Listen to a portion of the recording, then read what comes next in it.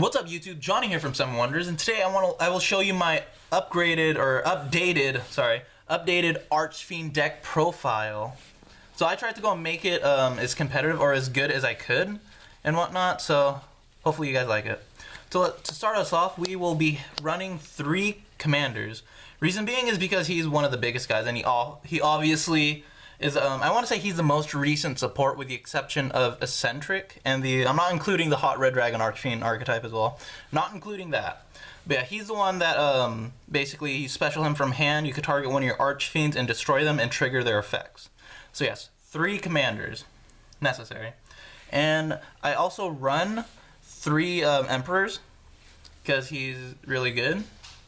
And also, you can go banish and pop a card, which is definitely good as well. And of course, 3 of the search card, Eris.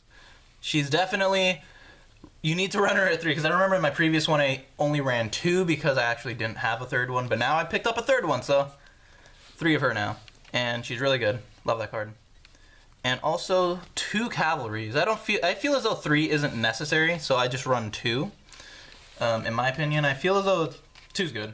Because, I mean, what he does is that when he's sent from field, or when he's destroyed from field, sent to graveyard, he gets to special summon another Archfiend. And you could go and combo that effect with a commander, and yeah, trigger his effect that way. Eris could search him out, and yeah. So I also run, since I'm going to be banishing a decent amount, I'm running 2 Trance Archfiends. He's an Archfiend card, he's good for falling down, and also, whatchamacallit, when he's sent, I think he's destroyed or sent. When this card is destroyed and sent to graveyard. Yeah, when he's destroyed and sent to graveyard, he could go and bring back a Dark Fiend, right? Yeah, one of banished dark monsters, any dark monster. You run a plethora of dark monsters here, so that's good.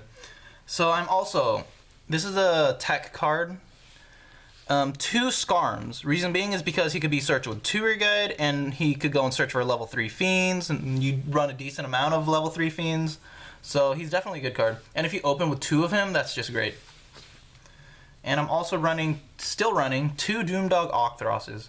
Reason being is because he's a level 3 Fiend, searchable by Tour Guide, and also he could bring a level 8 Dark Fiend monster. Wait, no, just level 8 Fiend, right? Yeah, level 8 Fiend monster, sorry. Level 8 Fiend monster. From deck to hand, so that's good. And Doomdog Octhros target, 2 Necrofears. You could banish 3 Fiend monsters, special summon her, and also she could go, and when she's destroyed, when your opponent destroys her and sends her to graveyard, she could go and at the end phase take control of one of your opponent's monsters, which is really good. And since you send a lot of stuff to graveyard, you have a lot of ways to send them to graveyard, so you could definitely go and whatchamacallit.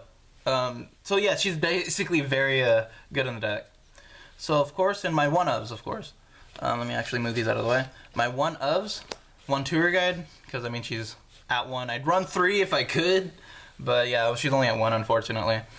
Also, 1 Archfiend Eccentric.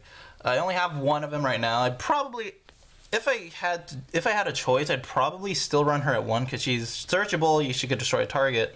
But, I don't know. I feel as though she's not exactly, she doesn't have any Archfiend-related effects, so that's unfortunate. Though she could target and destroy one of your monsters, such as, let me actually see that real quick.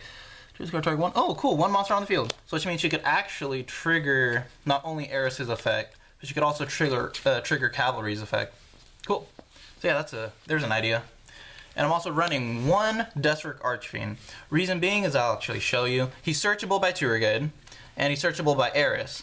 And he also could be sent to grave, because I actually run this card, Fiend Griefing. So he could be sent to grave that way for BLS. I don't know. I like to go and add BLS because he's actually a really good card. I didn't realize how I didn't realize how this card could actually still have synergy with the deck. 'Cause, I mean, it's actually searchable and sent to grave easily. And I also want another boss monster, so I added a Darkness Neosphere because he's easily summonable. He's a 4,000 beat stick. 4,000, 4,000. He could be summoned by when one of your Fiend monsters are targeted for an attack, you could discard 1 other Fiend monster and special summon him from hand. So which means if somebody's trying to attack one of your monsters, you could just go and quickly bring him out, and yeah, you get a 4K beat stick that way. And also, his effect still could technically trigger Eris's effect. Though he cannot trigger Cavalry's, he could trigger Eris's effect. You could discard. You have a lot of discard fodder, such as Deathstroke Archfiend.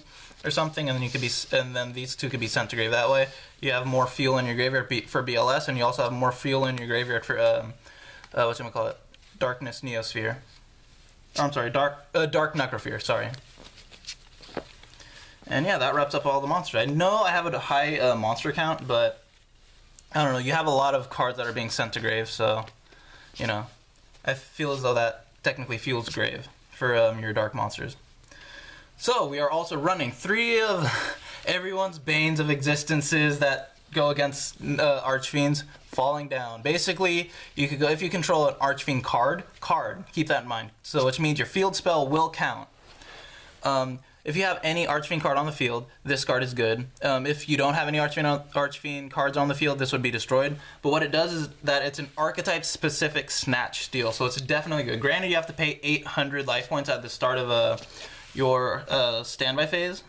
Yeah, during your opponent's standby phase. Sorry, opponent's standby phase. You have to pay 800, but still that technically counts and everything. You know. It's still technically good. You know, it's like an archetype-specific snatch steal, and that actually could go and steal games. It has stolen me games, which is really nice. I'm running 2 MSTs, don't have Twin Twisters for the deck, but still, MST is still a good card, so you could get rid of Floodgates. I only run 1 Palabyrinth. I'd run 2 or 3 if I could, but I don't have any other ones. So there's no need to go and add any terraformings at the moment, not until I get 2 more. I'm also running Dark Hole because your monsters don't mind being destroyed, and also Foolish Burial. And yeah, that wraps up the spells. And for traps, I run 2 Call of the Haunted. You could go and bring back your, where is he? You could go and special summon your First Lord of Horror. You could special summon Eris to go and trigger for Commander. And you could also bring back a, Cavalry for Commander and whatnot. So yeah. Call of Haunted actually is a really good card, because your cards will be sent to grave anyway. So, you know, Call of Haunted's good. And I'm also running 2 Fiend Griefings. Fiend Griefing, basically what it does is that you could go and shuffle back your opponent's monsters from their graveyard and send one of your Fiends from your graveyard. So which means you could go and send your targets for this card are Eris. You could go and send Skarm. You could go and send Destric Archfiend, and yeah, you could go and technically load up for Dark Necrophere. So yeah, you could go and load up the grave for Dark Necrophere. You could load up the grave for BLS. You could go and basically also trigger their effects as well. So yeah, that's basically, you have a lot of synergy for the deck.